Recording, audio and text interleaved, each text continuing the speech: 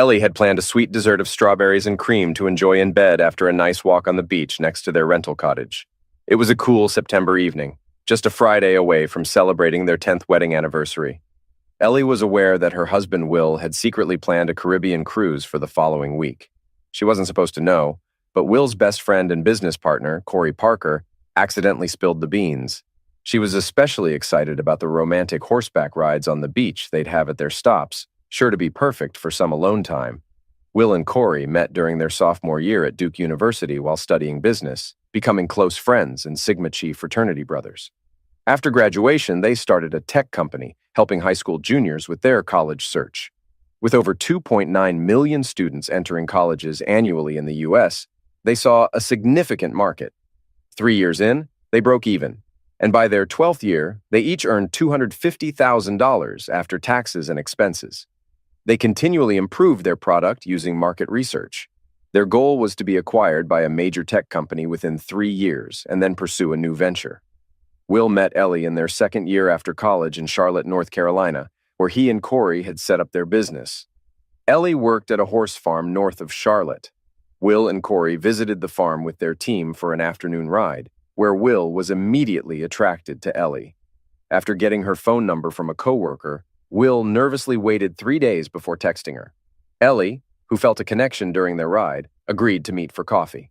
11 months later, they were married and honeymooned on horseback in the Maroon Bells near Aspen.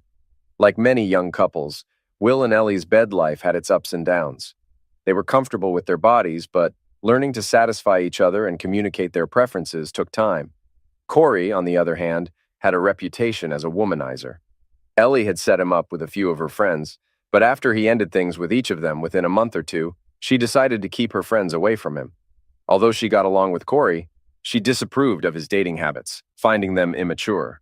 Corey, standing at 6'2" with dark hair and deep brown eyes, was quite handsome and enjoyed the thrill of dating. Unlike Will, who was shorter with blonde hair and blue eyes, Corey quickly lost interest in women after the initial excitement. Ellie often scolded him for this behavior. "Corey, you can't just sleep with them and then move on," she said one day. "Sure I can, Elle," he replied. "I never promise love or commitment, and they're all consenting adults. Besides, if I ever meet someone like you, I might consider settling down." Turning to Will, he added, "Right, bro. Don't drag me into this," Will wisely responded, understanding his wife's expression. He just wanted to avoid any conflict. 9 months ago, Corey was close to his goal of sleeping with his business partner's wife, Ellie. Despite her annoyance with him, he saw it as part of the game. For years, he asked her to introduce him to her attractive single friends. She did, but regretted it as Corey ended these relationships quickly, which frustrated Ellie. Corey enjoyed closeness and used these brief relationships to gather information about Ellie. He was skilled at gaining women's trust and learning about Ellie through innocent questions. Corey knew he needed to be patient and took a long-term approach. He genuinely cared about his business partner, Will, and had no intention of hurting him. Their startup was thriving, and Corey valued their friendship and partnership. For Corey, it was all about the challenge, which he called the dance. He believed he could have any woman, single or married, with enough effort. Ellie was particularly appealing because she was stunning, intelligent, happily married, and disliked him.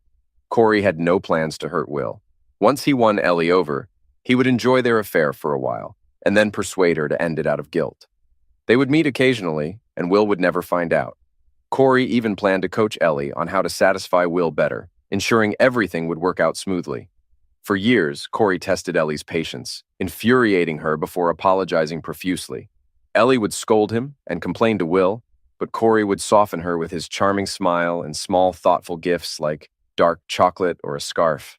When she hugged him and said, "I still hate you, but you can be really nice when you try," he knew he was back in her good graces. In late January, Corey made a breakthrough. Before Christmas, he dated and slept with Joe, who worked with Ellie at the stables. Joe was adventurous and lively, and they quickly became intimate. Despite enjoying his time with Joe, Corey stayed focused on his true goal, Ellie. On January 23rd, Corey was at Will and Ellie's place for a day of football. While watching the AFC and NFC championship games, Ellie's phone rang. She answered and stepped out of the room, with Corey and Will hearing the first part of her conversation. "Hey, Joe, what's up?" "What? No way, he didn't do that." "Joe, calm down and tell me what happened." They then heard a chair in the kitchen being knocked over, and loud footsteps down the hall, followed by Ellie shouting, "That freaking jerk! I'm going to end him!" Then there was a loud slam. Will looked at Corey, knowing exactly what had happened. "Seriously, man? You broke another heart?" "I'm sorry, Will. I know this makes things tough for you and Ellie. But Joe just wasn't right for me, and I couldn't keep leading her on." "Corey, when are you going to grow up? Why don't you wait until you actually care about someone before you sleep with them? Watch some X movie or something if you need to, but keep your Johnson away from my wife's friends. Ellie gets mad at you for a while, then she's upset with me for at least a week. And that means no closeness for me. Man, I'm really sorry. I need to listen to you and get my act together. One of these days, she might really go off on me. Well, I don't own a Colt, but I can't promise she won't buy one. Did he just throw another interception?" A few minutes later, Ellie stormed out of the bedroom and confronted Corey. "You're such an a-hole, Corey. You're such a freaking a-hole." "I'm sorry, Elle. Joe's a nice girl, but I just—" "Shut up, Corey. Joe isn't just a nice girl. She's one of my best friends. I told you not to mess with her feelings." "I know, Elle. Just shut up, Corey," Ellie yelled, getting more worked up. She grabbed a throw pillow from the couch and started hitting him with it. She was crying. "Every time you just use them and then throw them away." "Why, Corey? What do you want so badly that you can't just be decent to someone as amazing as Joe?" Corey managed to get up and move around the couch, trying to put some space between him and Ellie, who was hitting him with the pillow. It was just a pillow, but she was strong and hitting hard.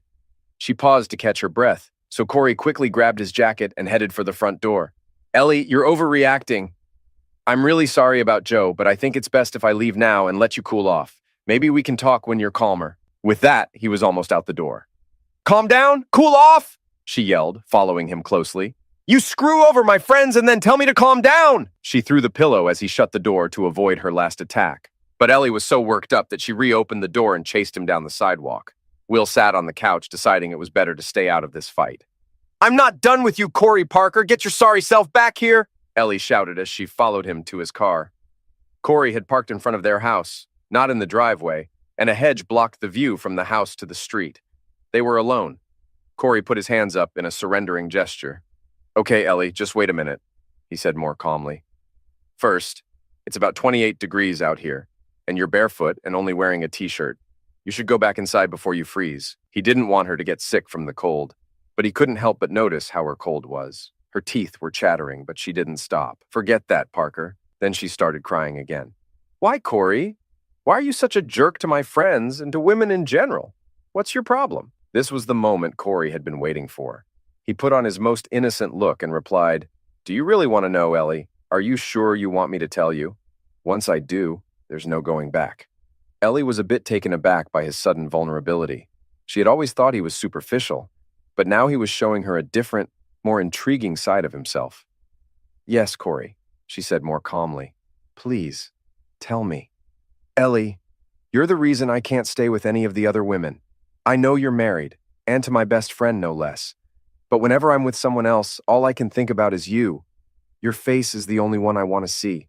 I'm sorry, Ellie, but I'm in love with you, and all I want is to be with you." "But Corey, we can't. I mean, I'm flattered, and I do care about you, but we can't do this."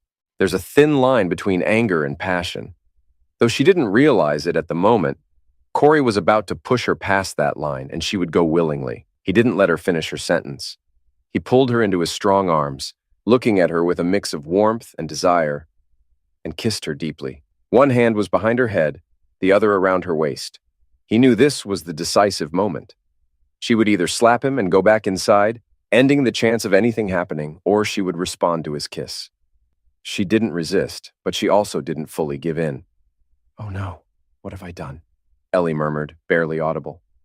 They kissed for a while longer before Ellie pulled away. "Corey, please, I can't do this, not here and not now." What she didn't say was, "not ever." Corey realized he had pushed things as far as he could for now. "Ellie, I won't say I'm sorry because I'm not. I don't want to hurt Will, but you're incredible. I'm going to leave now, but promise me we can meet up later this week to talk things over. Just talk at a coffee shop. Nothing more, I promise." "I don't know, Corey, maybe." Her voice trailed off. "Go inside, Ellie. It's freezing out here, and Will be out soon if you don't head back inside." He kissed her one last time with passion, and she kissed him back. They ended the kiss, he got into his car, and she went back inside, smoothing her hair, and adjusting her t-shirt to hide any signs of what had happened. When she got inside, Will was standing by the table, looking nervous. "I'm sorry, Ellie. I know he can be a jerk. Maybe I should think about leaving the business and doing something else. Something that doesn't involve Corey. My husband is so loving and kind," she thought to herself. "No, sweetheart, I'm just upset. I'm going to take a hot bath and have a glass of wine. Let me relax for a bit, then come upstairs and hold me, okay?" Will, being loving and kind, was completely unaware that everything was about to change for the worse. He had always trusted her and had no reason to doubt her loyalty. "Of course, babe. Just take your bath and call me when you're ready and I'll come up." Ellie took a long bath while Corey went home, showered, and collapsed on his bed. Later, Ellie called for Will to come upstairs and comfort her. Unaware of her deceit, he happily joined her. 2 days later at 10:30 a.m., Corey and Ellie sat together at their local coffee shop. Ellie had told Will that morning she needed to have a calm but honest talk with Corey. "I need to clear the air," she told her husband. She wasn't sure what she wanted to do yet. It was all so confusing, but she knew she had to tell Will. If he found out about their meeting on his own, he might have been suspicious. "Corey, this can't continue," Ellie started. It was clear she was still unsure. "Ellie, I would never pressure you into anything, but I felt what happened on Sunday night. Yes, I kissed you first, but then we kissed. We touched each other. We were passionate together. I know, Corey. Something snapped in me and I was drawn in. But I love Will and will not hurt him with lies and cheating. You need to understand that. I don't want to hurt my friend, Ellie, but that doesn't mean I've decided not to be with you. It can be our little secret. You know I'm not the marrying kind. As incredible as you are, I have no intention of trying to take you away from him. I don't think I could even if I wanted to. But don't you want to enjoy this moment? Don't you want to let yourself go and experience the pleasure we could have together? But Will, we can have this and make sure Will never finds out. We both know it won't last forever. The most intense things burn out quickly. A few discrete months, maybe a year at most, and it will be over. But we will have the memories of an incredible experience with an amazing person for the rest of our lives." He could see that she was starting to soften. "I know it would be incredible, Corey. But how can we be sure this won't ruin my marriage to the man I want to spend my life with? People get caught because they're careless and not smart. We're neither of those things, so I'm sure we can keep this from causing any problems." "No, I don't think so," she replied firmly as she stood up and left the coffee shop. She was resolute in her decision as she walked to her car, but talking to him had made her feel excited. Corey wasn't discouraged. He knew Ellie had crossed a line and wouldn't go back. He planned his next steps, grabbed coffee for Will, and returned to the office ready to lie about Ellie giving him a hard time. Within a week, an opportunity arose. Will had to drive to Winston-Salem for a meeting, leaving Ellie with a free evening. She went for a ride after work and came home cold and turned on. After a shower, she put on a robe, relaxed by the fire with wine, and flirted with Will on the phone while pleasuring herself. A soft knock on the back door revealed Corey holding a bottle of wine. Feeling an immediate arousal, Ellie opened the door and passionately kissed him. Corey picked her up and carried her to her marital bed. She did nothing to resist, and they quickly became intimate. Ellie challenged him to leave, but it only spurred Corey on. He loved her resistance and quickly overpowered her, kissing her deeply. After 2 hours and another shower, they held each other and fell asleep. Just before drifting off, Ellie thought about Will. Corey set his phone alarm for 6:30 a.m. He made coffee while Ellie slept, thinking about their situation and the need for caution. He wondered if a short affair would be enough with Ellie, who challenged and fascinated him. Ellie woke to the smell of coffee and joined Corey. After a quiet chat, they returned to the kitchen for more coffee, but quickly became intimate again. 2 hours later, after washing the sheets, Corey went to the office as Will was heading home. Ellie knew Will would want to be intimate that night and hoped he would reclaim her. She planned to continue seeing Corey, convinced she could keep her lives separate and enjoy both. "I love Will, and I won't ever stop," she told herself, refusing to see her actions as wrong. She didn't question how she could love and stay loyal to Will while committing adultery with his business partner. Over the next 8 months, Corey and Ellie met weekly in various locations, never the same place twice, and often at times when their activities were hard to detect. They used hotels every third meeting, with Corey claiming the expenses as business trips. Ellie told Will she had to check on a horse or visit a competing stable.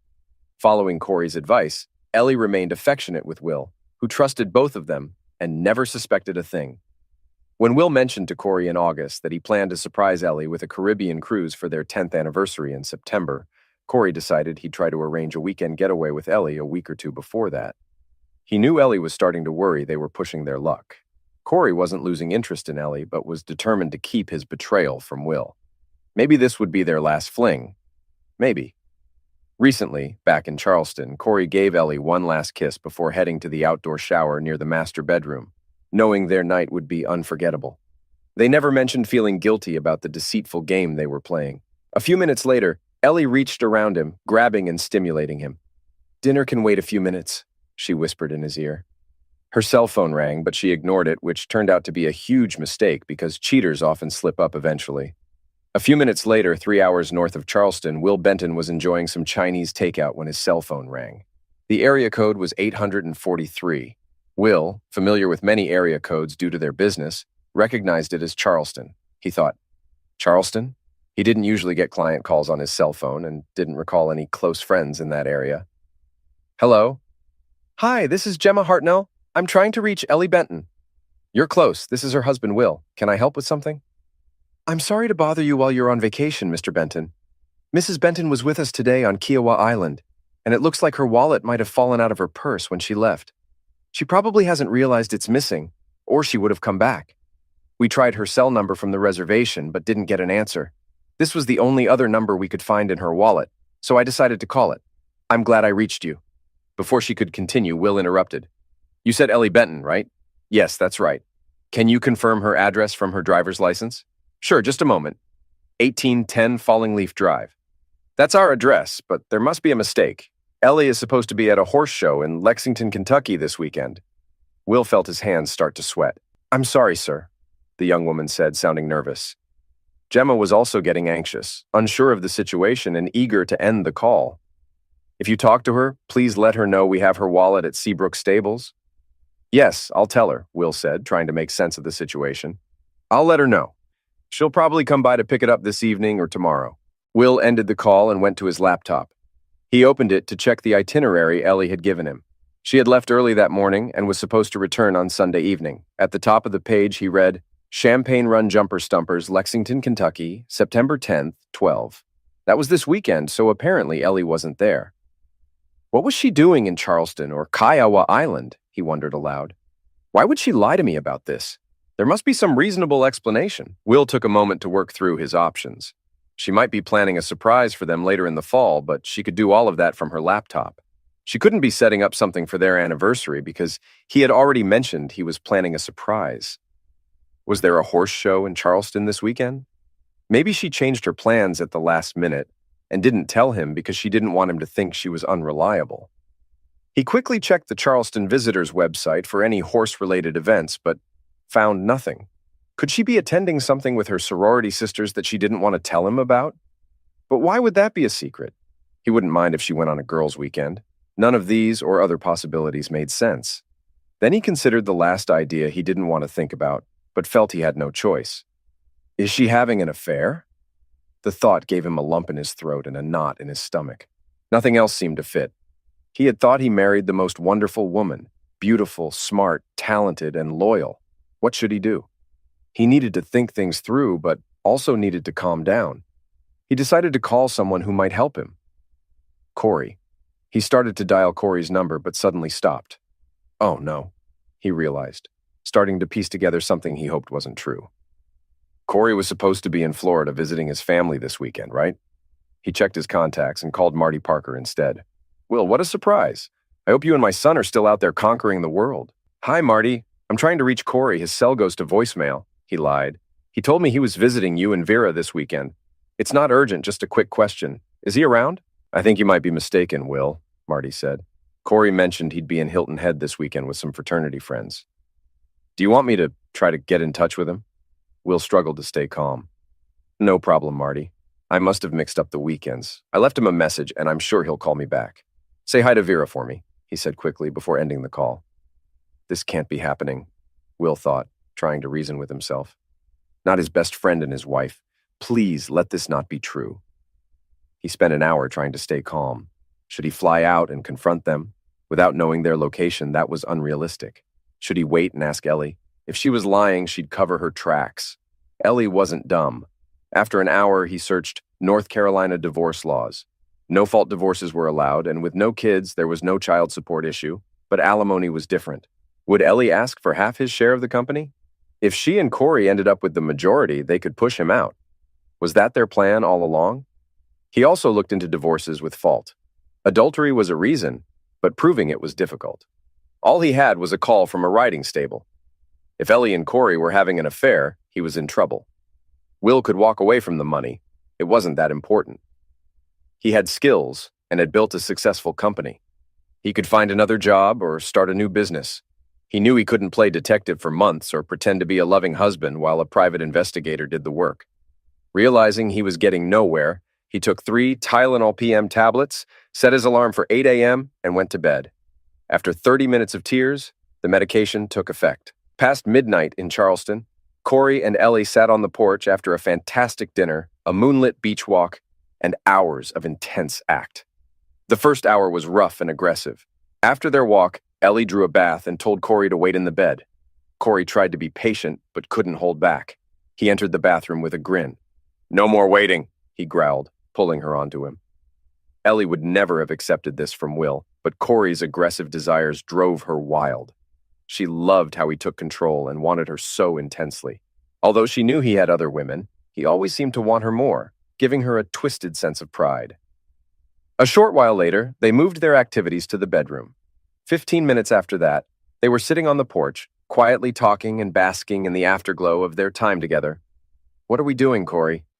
"What do you mean, babe? It seems like you're pretty familiar with what we've been doing." "Not that, smartass," she said, giving him a light punch on the shoulder. "Why are we doing this? We've been together for over 8 months now. You have plenty of other women, and I have a husband that I love." The last word was hard for her to say. She felt she did love her husband deeply, but it felt hard to say that sincerely, given where she was and what she was doing. Corey knew better than to make light of her feelings for Will. Honestly, he felt some guilt when she mentioned his name. He had known Will almost 7 years longer than he had known Ellie. They spent 8, 10 hours a day together, working and planning. With no siblings of his own, Will was like family to him. "I don't know, Ellie. I just can't keep my mind or my hands off you. I care about Will, too. But you captivate me, and I need you." "Maybe you just can't stand Will having something you can't have." "Maybe. We have this weekend, and then Will and I leave for the cruise on Tuesday. He can never, ever suspect us. You drive me wild, and I love closeness. But I want my life with Will as my husband, and hopefully soon, the father of my kids. I hope you're not saying this weekend will be our last time together." "I'm not sure, but no. I don't think I'm saying that. I don't think I could just stop seeing you cold turkey. Don't get too big of an ego, but you always make me feel amazing when we're together." Corey glanced at her, then at his own lap, and back at her with a grin. "It's a bit late to tell me not to get a big head." He then stood up, picked her up in his arms, and carried her to the bed. For a brief moment, he wondered if this might not be their last encounter before they gave in to their desires once more. At 8 a.m., Will Benton got out of bed, still groggy from sleeping pills. He took a cold shower, made coffee, and finalized a plan. He called Sterling private investigators and was assured a callback within 30 minutes. "Mr. Benton, this is Amanda Cunningham. How can I help you?" Will explained his situation. "No problem, Mr. Benton. With your 50% deposit, our team will find them and figure out what they're up to. We have over 30 years of combined experience in surveillance and covert operations. I'll know where they are within an hour." After a 15-minute conversation, Will transferred the $6,000 deposit. Amanda promised an update by noon. Meanwhile, Ellie checked her voicemail and realized she had forgotten to call Will. She called him from the Mustang while Corey drove her to Kiowa to retrieve her wallet. Her call went to voicemail, so she left a sweet but misleading message about horses and a poor breakfast at the North Lexington Courtyard Marriott. She assured him she was excited about their 10th anniversary next week. When they arrived at Seabrook, Ellie quickly picked up her wallet. Without hearing about Gemma's call to Will, they decided to shop on King Street and have lunch at slightly north of Broad. While waiting for Amanda and her team to work, Will contacted Ed Simmons, a top lawyer and longtime friend of his father. Ed was about to start a round of golf, but immediately left for Will's house after their 5-minute conversation. Ed and Will spent 90 minutes reviewing the details and discussing options. Ed suspected Ellie was likely cheating with Corey. At 11:57 a.m., Amanda called with an update. Ellie was in town and had ridden at Seabrook the previous day. That morning, she and a man matching Corey Parker's description, in a red Mustang, had picked up her wallet at Seabrook.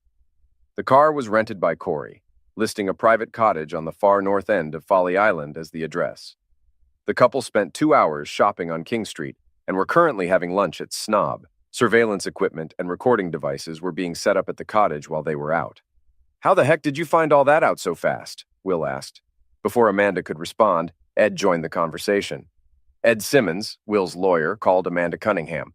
He informed her that they would need to follow certain protocols and asked to record the conversation. They then discussed the plan, impressing Will with their collaboration. Amanda offered suggestions, and Ed accepted several of her ideas.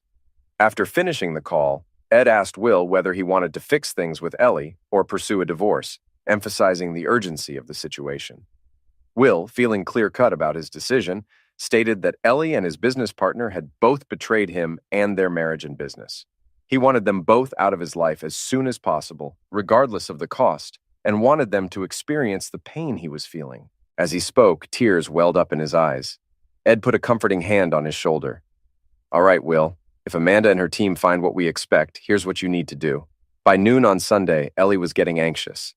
She had called Will 5 times, 3 times on Saturday and twice on Sunday morning. All she got back was a brief and somewhat cold text. "Busy with a crisis. We'll talk Sunday night. Enjoy Lexington." She showed the text to Corey and asked him to call Will to find out what was wrong. She assumed it was a business issue, but wondered, could he have found out? "How am I supposed to call him, Ellie?"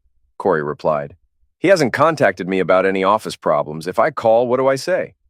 "Hey, Will, Ellie and I are in Charleston having a great time, but she thinks there might be an issue at work, so she asked me to check in with you." "Yeah, you're right. I'm not thinking clearly," Ellie admitted. "It must be a work issue. There's no way he could have figured things out. You told him you were visiting your family this weekend, so maybe he doesn't want to bother you." "Yeah, that's probably it," Corey agreed, though he didn't sound very convinced. They took a shower together before heading to the airport, trying to make love. But Corey noticed Ellie's mind was elsewhere in Charlotte, so he didn't push it. He thought to himself, there'll be plenty more of this when we get back, and if nothing's wrong, I'll have plenty of time with her. 3 minutes after they left the cottage, an AT&T van arrived. 2 technicians went into the house to remove their equipment. 30 minutes later, Amanda and her team were reviewing the recordings. After an hour, one of the technicians remarked, "Wow, they really have a lot of energy." Corey dropped Ellie off at curbside check-in and then went to return the rental car. His phone rang as he was leaving, and it was his dad. "Hey, Dad, what's up?" "Just checking in, son. Hope you're enjoying Hilton Head." "Yeah, we're playing a lot of golf and eating great seafood, even though my game isn't perfect." "How are you and Mom?" "We're good, but Will called me on Friday evening looking for you. He thought you were visiting us this weekend, which was odd because he usually doesn't make mistakes like that. Is everything all right with him?" Corey's heart skipped a beat, but he tried to sound casual. "Will's been a bit stressed lately. He and Ellie are thinking about starting a family, and he's worried about it. I'm sure he just mixed up the dates. I'm still planning to visit in 3 weeks." Corey decided not to mention this to Ellie.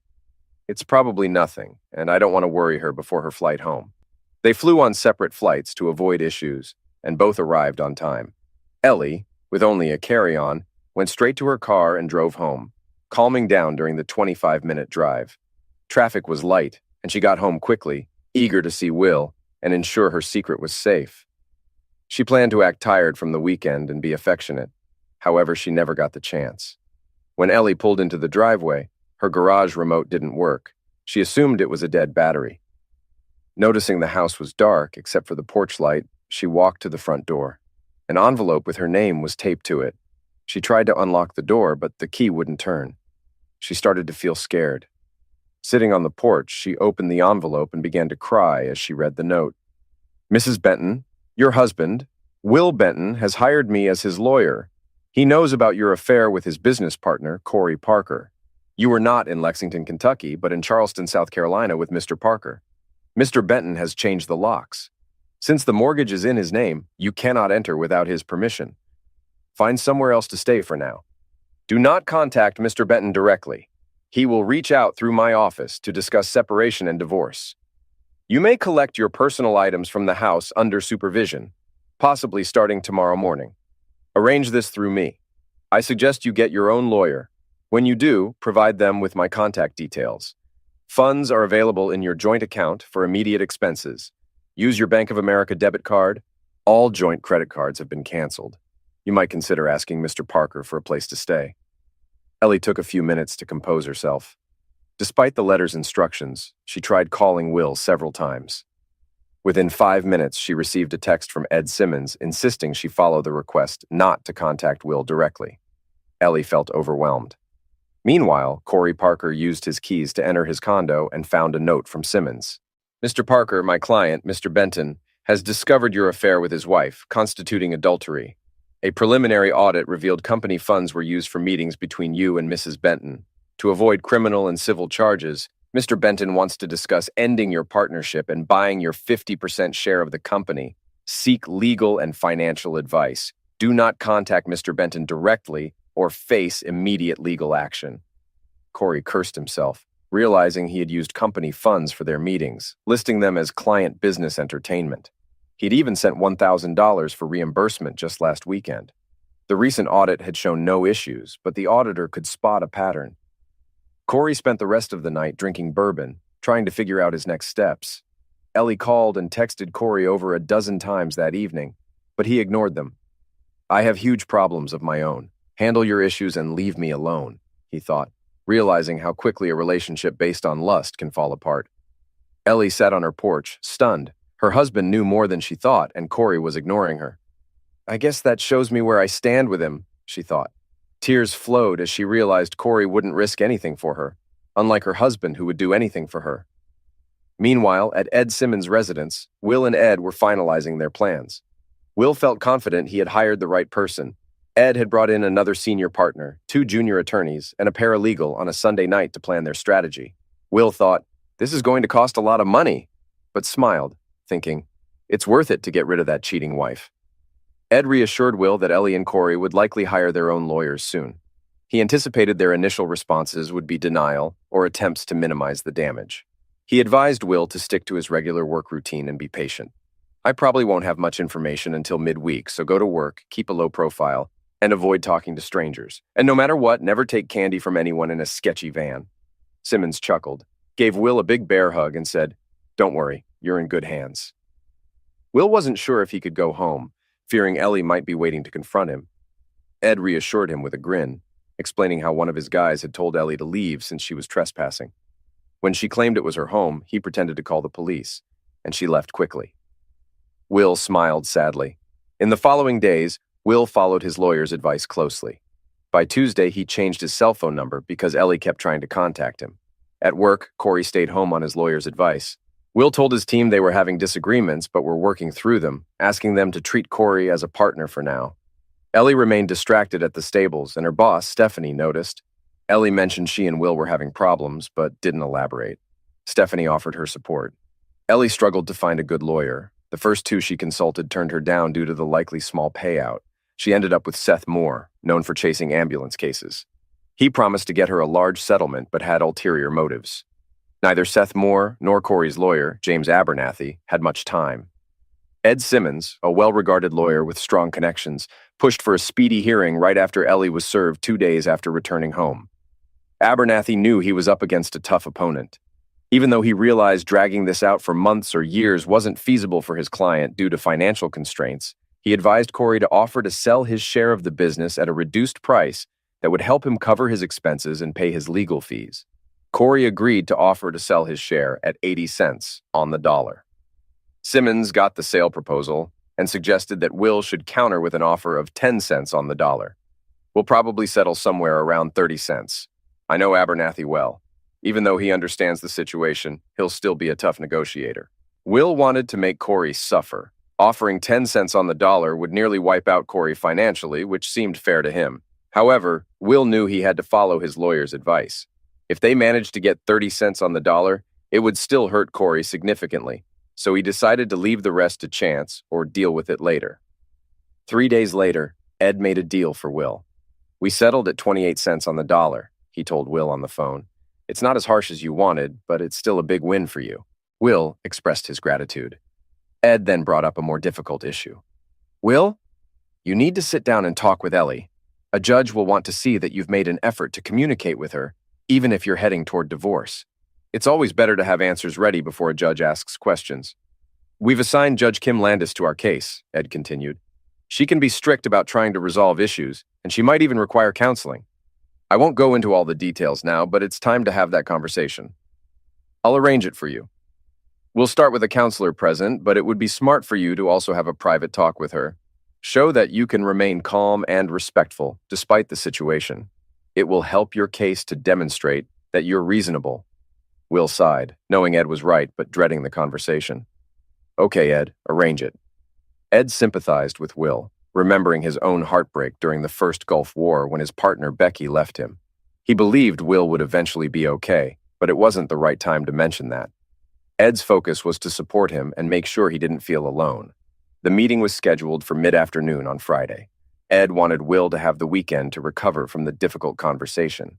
They planned to spend the first 30 minutes with their lawyers present, and then Will and Ellie would have some time alone. Ellie and her lawyer, Seth Moore, arrived on time. Seth wore a standard suit, likely from JCPenney. Ellie wore a simple light blue sundress with a burgundy sweater, her hair in a ponytail, and Michael Kors glasses. Ed and Will stood as they entered the private conference room at Simmons, and Wyckoff. The room was secluded, requiring navigation through several lobbies and hallways to emphasize the seriousness of the situation. Ed knew Seth's office was modest, with part-time staff. Will, still in love with Ellie, felt a lump in his throat seeing her. Despite her betrayal, she looked beautiful to him. He gave her a polite smile but avoided any affectionate looks. "It's good to see you, Will," Ellie said, studying him closely, possibly trying to see if there was still any love in his heart for her. Will nodded and replied, "Ellie, thank you for coming." Ed kept a neutral expression but thought to himself, "Good job, stay calm and don't let her see anything." "Shall we get started?" he asked, signaling everyone to take a seat. "Yes, thank you," Seth interjected, perhaps hoping to gain an advantage.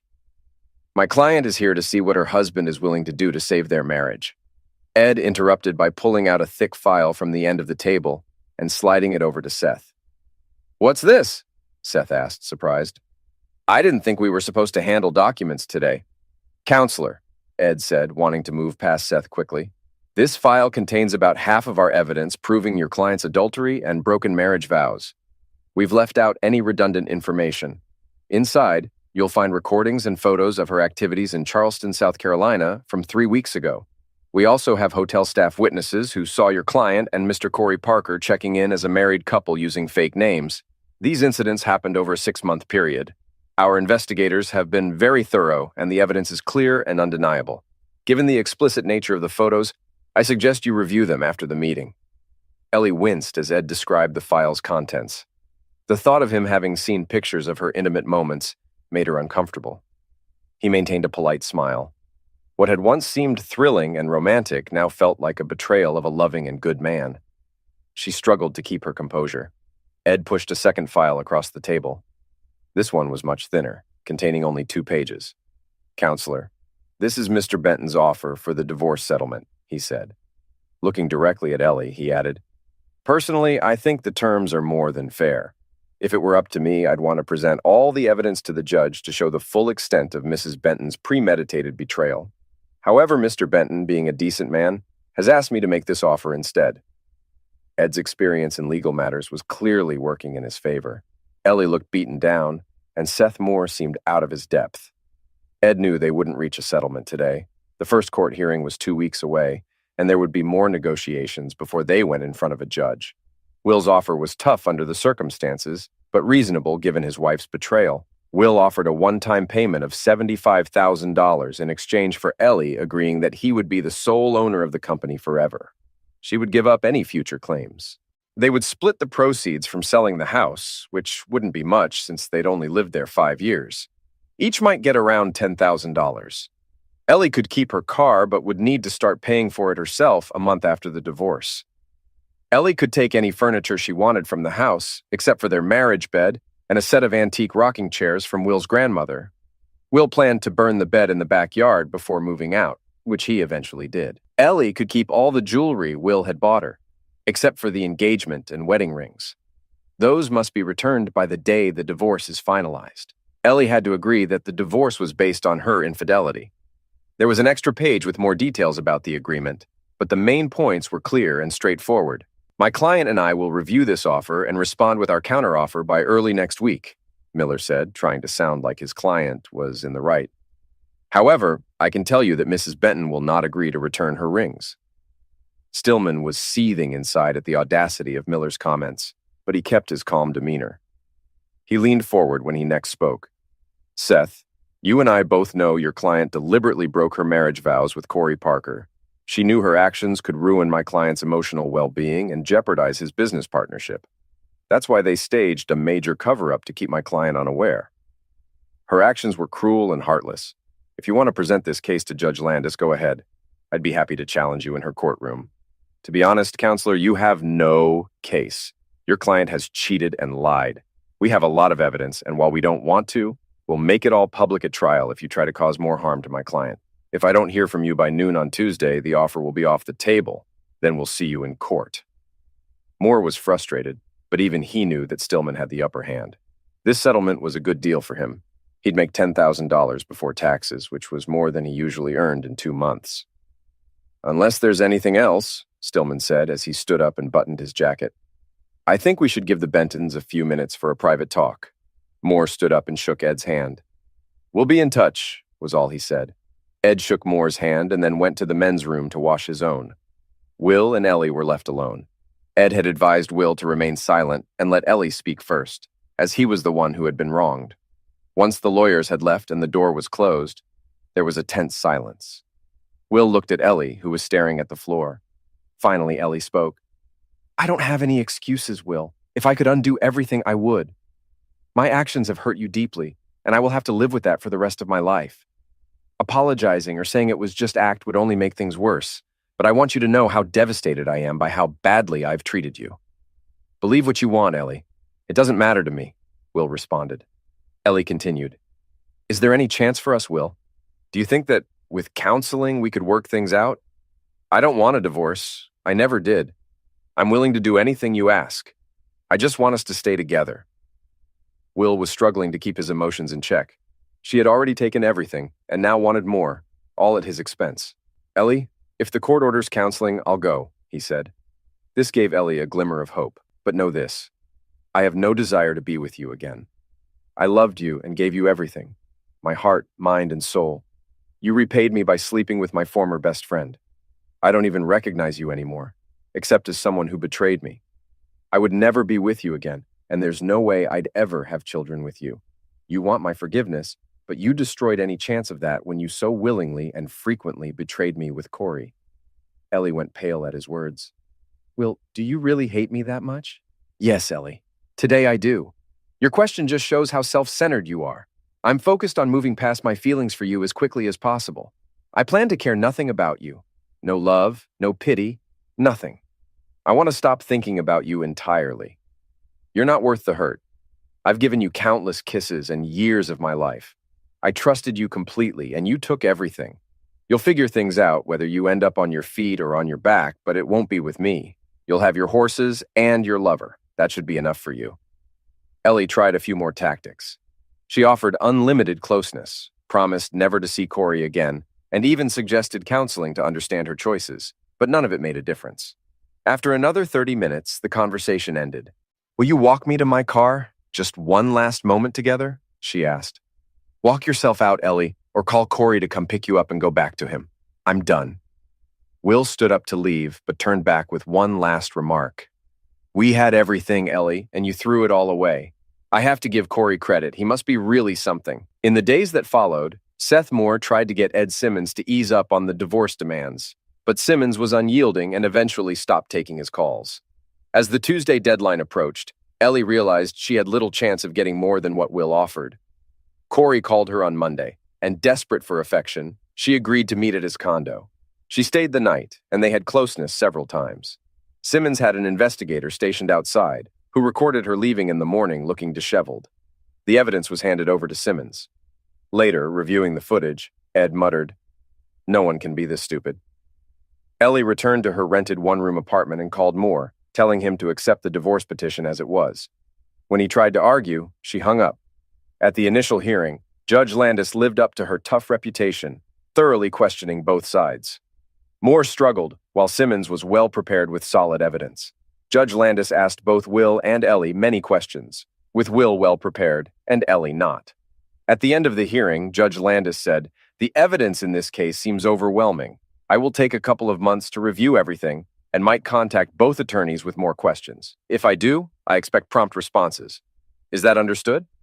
Both lawyers agreed with the judge. Landis had a busy schedule, so it took 3 months before she called everyone back for the final decision. Based on the evidence, it's clear that this case is about straightforward infidelity. There are usually two sides to every troubled marriage, but Mrs. Benton, I can't understand why you left your husband for Mr. Parker. I hear that Mr. Parker sold his share of the business for a fraction of its value, which confirms my view. Normally, I'd order counseling, but Mrs. Benton's betrayal seems to make any chance of fixing things impossible.